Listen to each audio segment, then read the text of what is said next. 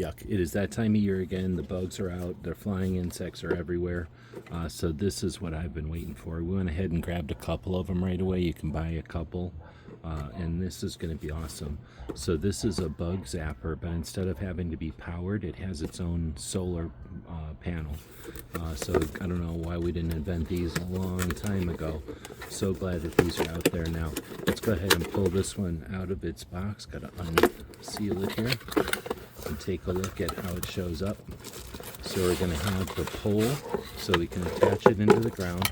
We've got the zapper itself, and the solar panel is attached.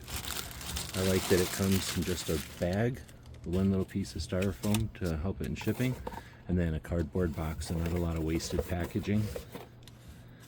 This is a 5-watt, 3.7 volt, and it's going to work great. We've got the post that comes apart. You can kind of assemble it and adjust it by how many of the segments that you put in. And once it's all together, solar panel will keep it powered. We can always charge it with the USB-C if necessary. And then we've got the zapper. Hope this helps.